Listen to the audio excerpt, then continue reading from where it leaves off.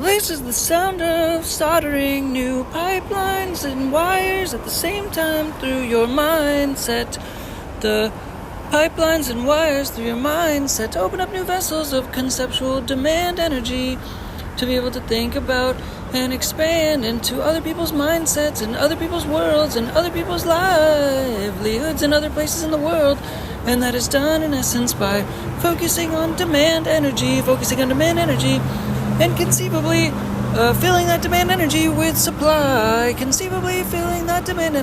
but it starts by looking in places in the world where demand is a thing, where demand is happening, where demand is up, where things are selling, where there's a flow of demand energy and things are already selling, and so it's possible to be able to put a little bit of a straw within that hole that is certain items are selling within that hole of demand, and continuing to try to fill those demand holes with supply. But it also entails traveling around the world, being able to conceptually travel in a mental sense to different places in the world by looking through statistics and living in their lives and living in their shoes and living through the process of experiencing their atmosphere by doing a bit of research and seeing how the lifestyle is, and just trying to be a little bit empathetic to how the world is in that side of the world and how things could be if you were to feed some supply into the demand hole portal that is existing, and where already existing demand is feeding certain supplies that are being eaten by that certain demand hole of energy. And so it is possible for also you to conceivably put some supply energy into that demand suction, that vacuum suction that's happening, and to then therefore be able to adapt the conceivability to transport and be able to transport, take transportation inside of your mind to different places in the world, to be able to see through other people's eyes, to be able to see how and why they're consuming different products and why, and the process for being able to receive different products and importing and exporting trade, and being able to conceptualize getting certain items to certain markets and certain demand flow, and trying to start with the like, in essence, like you're soldering different wires together, where you're starting with the mind, with the brain, with discovery of certain demand energy in the world to begin with, and conceivably starting to develop a pipeline of different places for different supply to be able to go around the world by developing networks of different brokers that help sell things into demand energy around the world. And that is in essence a way to become empathetic and also do traveling from the home, starting to travel based on acknowledging demand energy that is in different places around the world, and first visualizing and conceptualizing and getting a sense of it, internalizing certain flow of energy, of demand energy around the world by focusing on, in essence, what in essence is already selling, and at the same time like developing pipelines in your own mind and developing pipelines in your own brain and developing pipelines in the real world after starting with your own brain, so that in essence you're taking things that are conceptual and developing real pipelines of supply into demand that is also helping solve problems in the world because of certain demand being fulfilled. But it's also like having little construction workers in your mind, and at the same time little construction workers in the world, and it's like having an impact in the world by starting with conceptual thought, by conceivably looking into information, looking into data, looking into demand energy that's happening, and looking into a conceptual construction process in your mind in terms of connecting two slots, just kind of connecting two wires at a time, and having that process be on repeat, like more or less like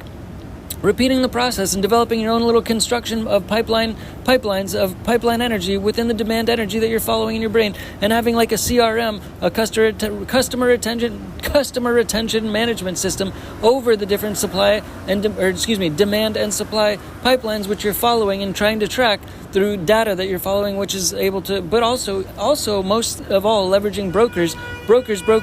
to be able to leverage the ability to try to complete transactions through starting with selling brokers in the world, and starting with selling brokers and then trying to feed those selling brokers supply in different places in the world. And you're developing pipelines of how you want to proceed, trying to connect wires in the world, and just basically connecting value in the world by connecting wires of demand first, and then finding people who serve demand with supply. basically sellers, brokers, finding sellers, brokers around the world, people who sell at scale, and then help them get good products and fill those pipelines of demand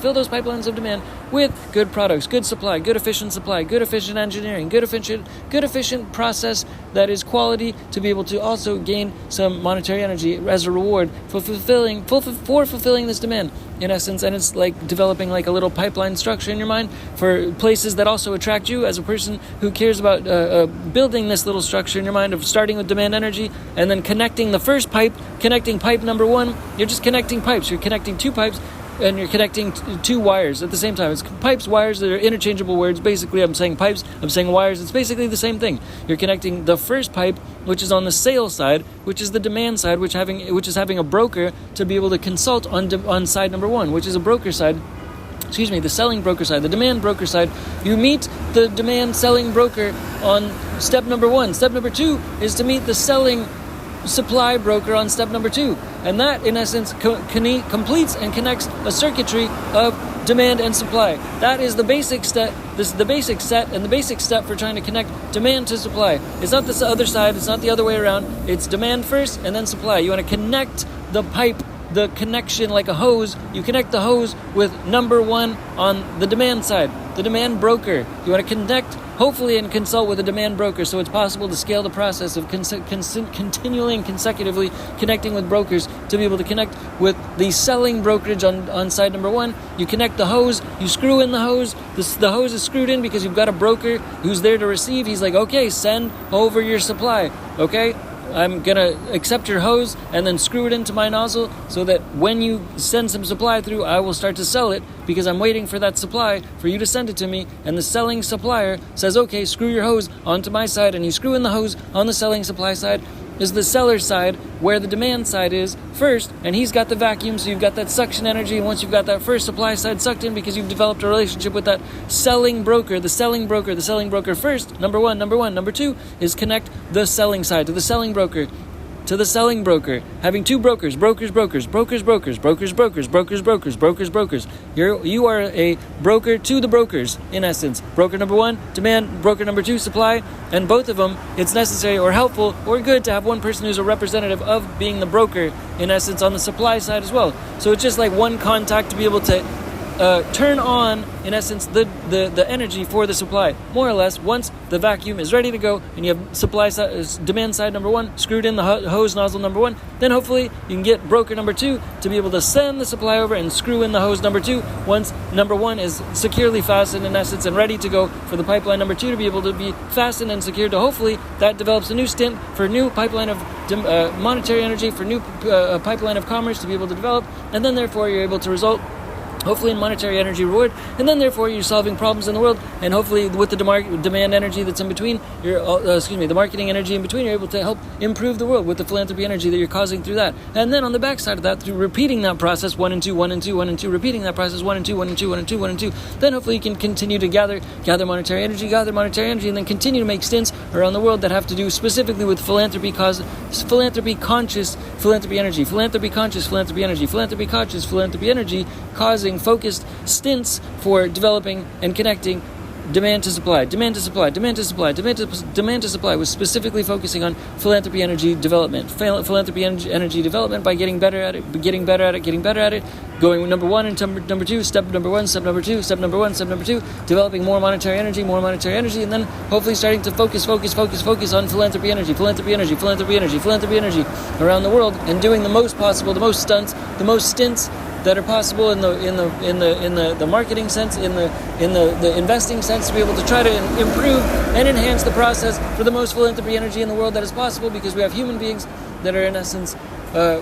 more or less like, it's just programming into this program, more or less, like that we're taking, in essence, in this episode, we're taking the focus from country by country into the world. So every person becomes like a computer, more or less, and has that computer ability to be able to turn themselves on into step number 2, which is the world. Everybody right now lives in a country. So country number 1 is mindset number 1. Mindset number 2 is the world. Basically, we have two sides to this in every single country as of right now, because there is no world country as of just yet. more or less. So we're working towards that within this podcast, and also within the concept of continuing to talk about this and trying to grow more so energy into the philanthropy energy, global philanthropy energy grid, that by focusing on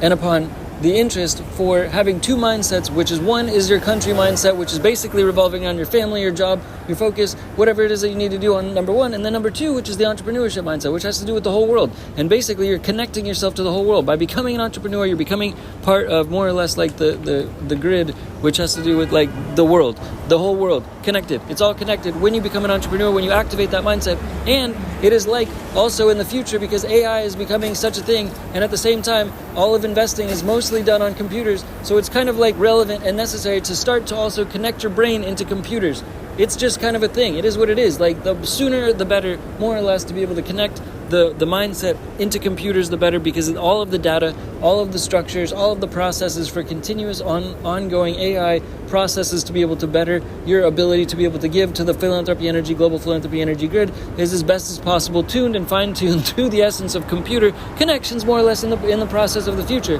And that's really weird, I suppose, but at the same time, the simplest version is also to just have a computer and can try to conceptually and consecutively and consistently carry it around and consistently activate it and consistently connect and wiretap into it, your mindset, your brain, into these computers, so that you have the best and most efficient data available at all given times, more or less. And also like get a pair of augmented reality glasses to be able to like pull up data in front of your eyeballs as best as possible and most efficiently as possible, as widely available as possible at the same time, because this data that is available at all given times is significantly important and also available within computers and technological devices. So being able to tap right into that is a significant, peculiar aspect of future as well. Future as well, because like Neuralink with Elon Musk company, that seems like it conceptually can and will be growing in the future, and artificial intelligence is only growing significantly and exponentially in the future. So the faster it is possible to actually tap into computers in terms of connecting very like closely with the synapses of the brain, the better, in terms of not only world energy and world development of world energy betterment necessarily at the same time, because of the processes of being able to just better connect with better data and also download the most peculiar and most insightful and most beneficial data at the most significant ongoing and uploadable conceptual potential possible flow of potential uploading. But it's also to be able to like become a better investor, become a better marketer, become a better business person. In essence, like in the short term, it's to become a better business person. In essence, like more or less, everybody lives within their country these days, this day and age. Whereas when you turn on the second brain, when you turn on the computer that's in your brain, when you turn on the laptop that could be in your hand every single day or in your backpack every single day as well, you're turning on to the world pipelines of electrical energy, more or less. In essence. The demand energy on the front end, the supply energy on the pipe end, on the back end, on the pipelines of these continuous vacuums of ongoing step number 1 and 2, step number 1 and 2, step number 1 and 2 is continuously, consecutively relatable to demand supply energy that's continuously tracked in online markets, very, very many online markets on the internet on a consistent basis. But at the same time, there's a lot of markets that are not tracked also. And this has to do with also the employment and the implorement, in essence, of all human beings in the world to be able to take advantage of the process of learning about these things, of connecting to these things, to also upload themselves into the consciousness of more consciousness to be able to conceptually connect with more readily available data that can more so and conceivably and realistically benefit the whole world, the whole global global philanthropy energy grid. Because people have the energy, once they have the energy to be able to realize their world side of themselves, their world person, their world citizen selves, once they realize that and activate themselves by becoming an entrepreneur, more or less, it's almost like you have no choice to acknowledge this once you become an entrepreneur, because you're looking at the whole world in terms of data structures and problems, and how you file yourself in terms of numbers, in terms of math, in terms of the mathematics of the whole world that's going on at the same time. And at the same time, when entrepreneurs just want to try to solve problems, in essence, like that's the whole purpose, is to try to create philanthropy energy. So we're just trying to do this collectively all together as best as possible, as best as we can, by connecting all of ourselves to something known as the philanthropy energy grid, which is a made-up mechanism within this podcast to be able to try to connect all of our brains in the best, most efficient way possible, without it being like strangely sci-fi status and like not attractive and sort of like ironically, derogatory, negative in other words. So like, yeah, the opposite of that. We want it to be positive for the most part in an ongoing, perpetual type of way, so that in essence we all are able to benefit as best as possible. And this has to do with the collective energy of the direction that artificial intelligence is starting to move into regardless. And I'm not suggesting that everybody goes and gets Neuralink right now necessarily, but it doesn't seem inconceivable that soon enough that Neuralink does not end up being something that is in more of a common mainstream trend, like a couple years down the line necessarily, to be able to tap into the brain with just a couple of items that do tap directly into the brain, which may or may not have the ability to upload data and information and consciousness through certain electromagnetic connectivity, conceivably to be able to actually conceivably connect with some of the significant momentum from artificial intelligence that's happening in the world as we know it on an every single day basis, that's growing exponentially. So that therefore would mean that we would be able to conceivably ride the wave conceivably of artificial intelligence as it's exponentially expanding, and life is blossoming and such things of this nature. Whereas without those vehicles, it's kind of like it's like being an ant versus having a Lamborghini, I suppose, is the weirdest analogy conceivably, and at the same time, it will just be able to continue to expand as artificial intelligence continues to expand. So the only way to not be left behind, I guess, in consideration with that is to be able to try to tap into what artificial intelligence is doing by having it connect with us as like a surfboard that's growing at the same rate that artificial intelligence is growing at, and to be able to continue to evolve the surfboard to be able to continue to ride the wave that artificial intelligence is changing the wave into on a continuous basis. I guess I don't even know where this is going after all, but I hope that that's semi-true, and that has the ability for humans to be able to catch on to those waves and be able to ride some of the significant energy that's going on, I suppose you could say. Yeah. And at the same time, another thing that has to do with like some saying that I've heard in the past is that like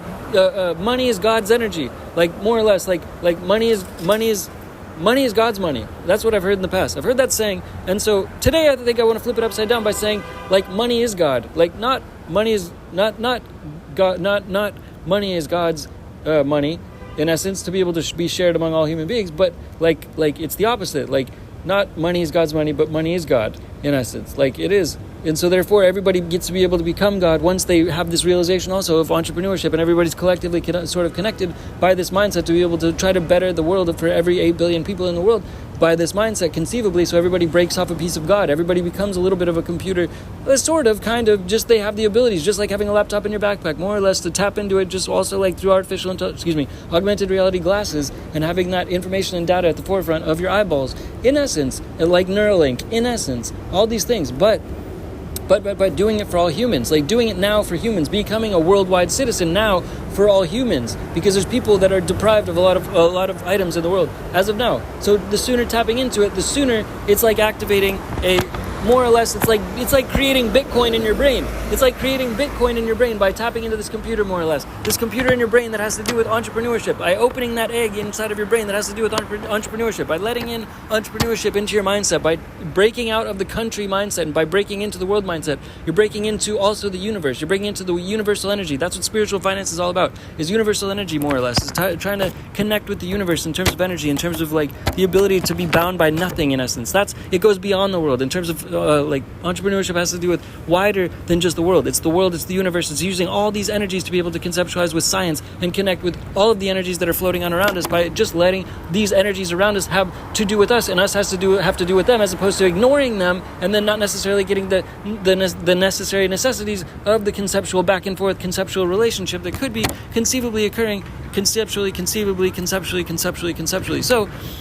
to more or less kind of wind this out, to round this out, we're just going to try to leave it there. more or less, and we want everybody to try to become entrepreneurs and just like also conceptualize this brokers mindset to be able to connect with the the demand hose on number one, and then the supply hose on number two, to be able to kickstart the entrepreneurship mindset, conceivably by listening to this podcast, so that it's possible to be able to go from here and try to add more value to life, add more value to the world, and add more value to more people becoming worldwide citizens, starting as soon as today, because of just acknowledging and realizing the conceptual importance of all of these things. It's like getting a head start on technology, because technology is all about the world. It's always consistently reading about the world's data. It's always conceptually tapping into the world's data. It's not country by country by country. It's everybody in a whole equation on a consistent basis. So the faster, the sooner the better for people that don't have as much in other places in the world, to be able to benefit from the energy from people that do have more in other places in the world that start to tap into other places in the world in a mental sense. You have to start to build the mental pipelines, the mental empathy, the mental travel mentally. You don't have to physically necessarily always travel 100% to be able to conceptualize and connect with entrepreneurship mindset or entrepreneurship energy. But to travel, you can physically travel in a mental, physical, metaphysical type of a way by imagining the conceptual energy and the depiction of demand energy around the world, and then conceptually be able to influence international trade and supply and demand and supply, demand first, and then supply, to be able to just be a stint in those pipelines and continue to connect those two